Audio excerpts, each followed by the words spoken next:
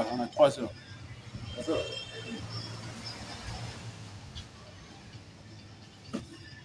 Bonjour, bonjour, chers abonnés.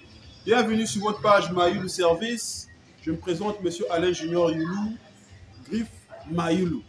Réel plaisir d'être ici avec vous.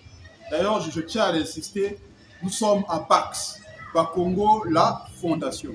Donc là, nous sommes précisément dans le Nganda Macedo. On vous fera des images, hein? On fera des images. Il y a les doyens qui sont en Europe qui ont eu à faire le beau temps ici, hein, dans Macedo à l'époque. Quand on parlait de King Kester, Remenea, Papa Wemba, les Yulu Mapiala, tous venaient ici. C'était vraiment le Nganda le plus emblématique de la place de Brazzaville.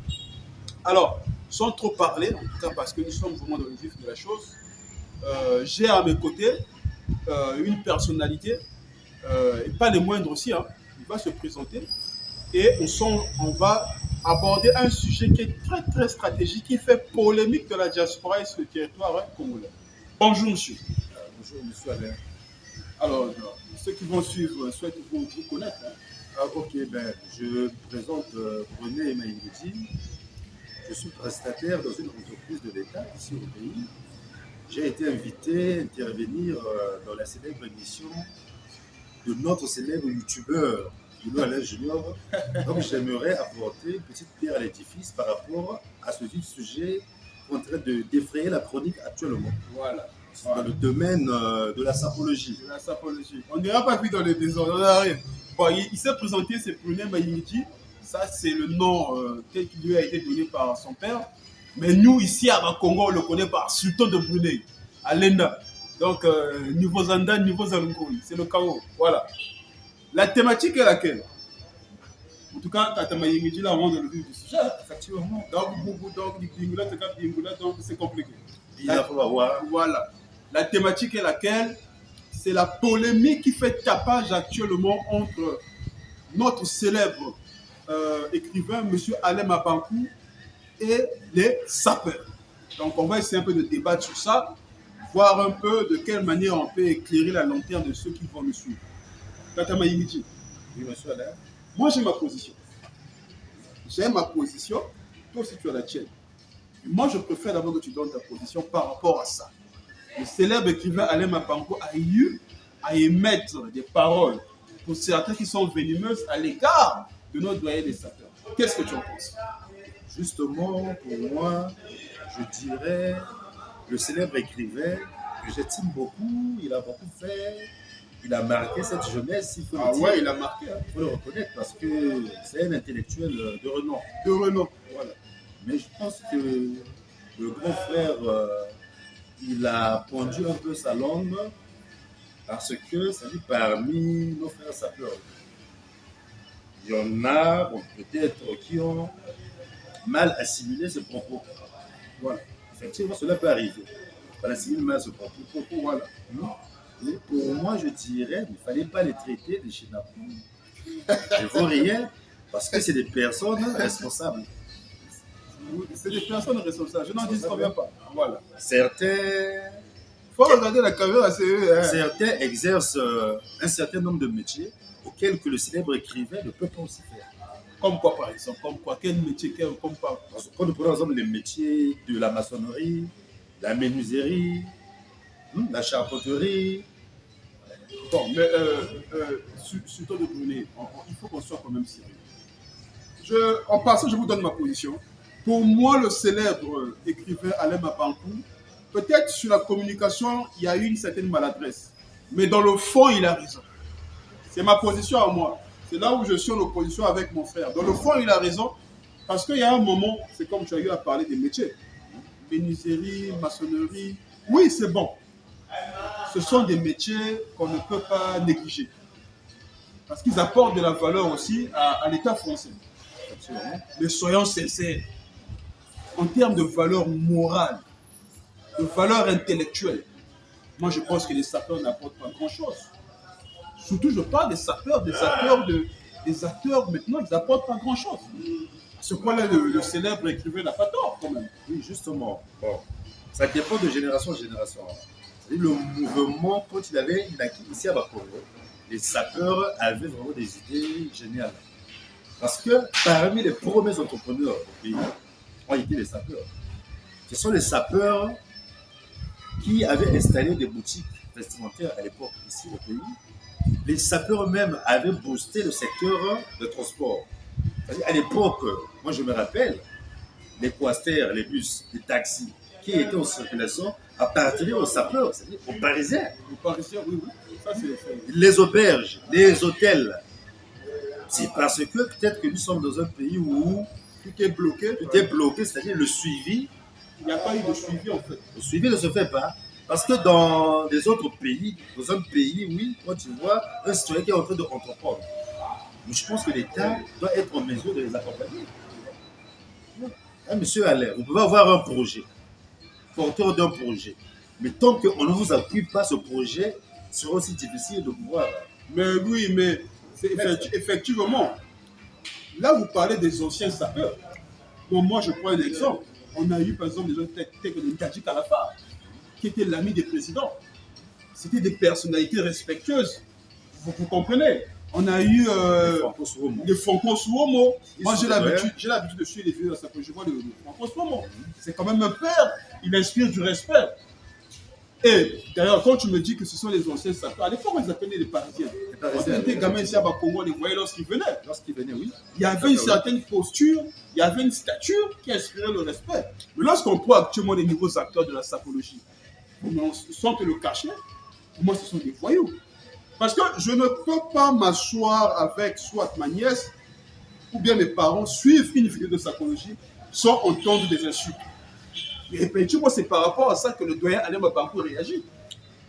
Et par rapport à ça, qu'est-ce que vous pensez, la nouvelle caricature de la SAP et les nouveaux acteurs, qu'est-ce que vous pensez? Justement, monsieur Alain Junior, je voulais juste apporter une petite approche. Bon, j'aimerais faire un petit coucou à un sapeur que j'aimais bien, c'était le président Apis. Le président Apis aura paix à son âme. À son âme, vraiment. Lui et moi, on ne parlait pas de la sapologie, on parlait du football. C'était un bon maître tacticien, vraiment il connaissait le projet. Là, j'avais parlé de la sapologie, parce que moi, en l'occurrence, je ne suis pas sapeur. Voilà. Mais j'essaie de défendre ces sapeurs-là, voilà. C'est des personnes inestimables, selon moi. Monsieur Junior, venons. Quand vous qualifiez cette génération-là, c'est-à-dire une génération de voyous, sachez une chose, monsieur Junior, c'est leur mode d'expression, selon moi. Le voyoutisme. C'est pas le voyoutisme ce qu'ils font. Ils sont dans leur posture, dans leur monde à eux. C'est juste un état d'esprit. Est-ce que vous voyez, monsieur Junior? Parce que les voyous, les banditismes, ce sont ceux qui commettent des infractions. Mais moi, les sapeurs, si je n'ai jamais vu un sapeur bien habillé, il est allé dérober quoi que ce soit. Il a tué, il a agressé, il a violé. Mais le verbal, lorsqu'on se met à se dire... Oui, la violence verbale. Oui, il y a la violence verbale qui existe. Vous allez m'excuser. Je vous laisse dans votre argumentaire. Je vais saisir un exemple. On va citer les noms, c'est un mouvement. Effectivement, on va citer le nom. Un monsieur tel que Norba Depar, lors d'une vidéo, il arrive à dire des grossièretés que je ne peux pas citer ici par rapport à d'autres gens qui vont nous suivre. Est-ce que vraiment la SAP a besoin de ce genre de grossièreté-là? Vous comprenez? Même s'ils ne sont pas capables d'aller braquer, verbalement ici, ils peuvent aussi contribuer aux antivaleurs. C'est là où moi je suis en fait. Oui, effectivement, M. Alain Junior, les dérapages verbaux, ça existe. Mais pour moi, je trouve que c'est comme M. Alain Mabankou. C'est-à-dire sur ses propos, moi j'ai arrêté deux aspects. Tu vois? Il y a l'aspect artistique et l'aspect, c'est-à-dire rationnel. Voilà. Quelque part, il a pu développer une pensée rationnelle et objective. Voilà. On les traitait de chénapans de voyous. Lui, il a peut-être été dans la peau de l'artiste. Voilà. Parce que l'artiste aujourd'hui peut présenter une œuvre, par exemple, qui est abstraite. L'œuvre, elle est abstraite. Ouais. Mais l'artiste, quand il se met à décrypter cette œuvre-là, il y a besoin de comprendre. Ouais. Si toi qui n'es pas dans la peau d'artiste, on ne t'explique pas, tu ne sauras pas comment assimiler. Le message qu'il a dû véhiculer. Pour moi, ses propos, c'était pas mauvais. Quelque part. Mais en traitant, ils n'ont pas de cerveau, c'est des chénapons. C'est des voix réelles. Des voix réelles. Là, vraiment, je suis désolé, je suis contre notre célèbre écrivain. On n'a pas le droit de traiter quelqu'un de chénapon. Vaurien, ça veut dire chénapon. Un chénapon, c'est un vrai. C'est celui qui est là au longueur de la journée, qui n'est pas capable de chercher de faire quelque chose. Qui attend tout tombe du ciel afin qu'ils puissent subvenir à ces petits besoins. Mais parmi ces sapeurs-là, il y a des maçons, je viens de citer, il y a des menuisiers, il y a des chauffeurs. Mais actuellement, de la circulation sur ces chauffeurs-là, est-ce qu'on peut se déplacer de Brazzaville, de Bakongo jusqu'à Nanangolo, soit de Bakongo jusqu'à Guindélé? C'est des gens utiles.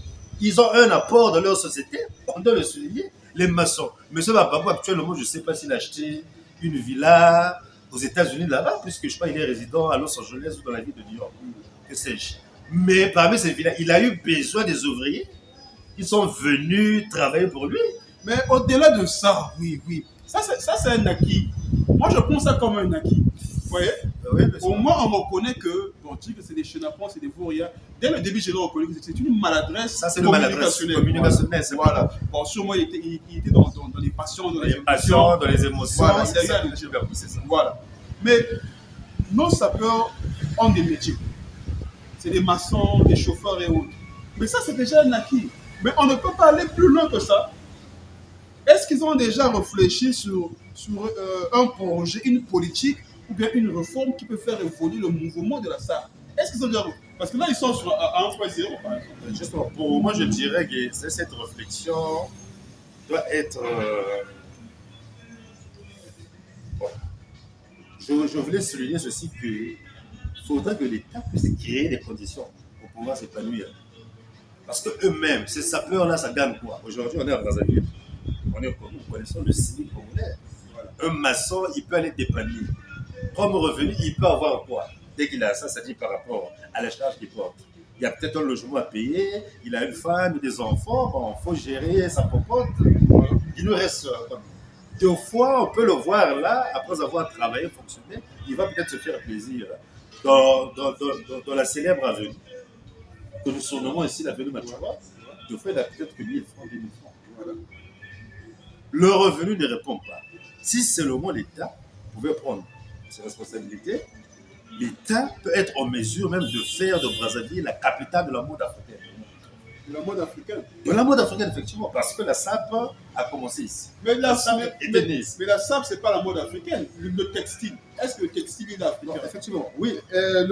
La coupe des chaussures, quand on parle de JM Weston, on parle de Serruti, tout ça, ce n'est pas des Africains. Donc pourquoi, comment insérer la SAP dans la culture africaine? Ça ne marche pas.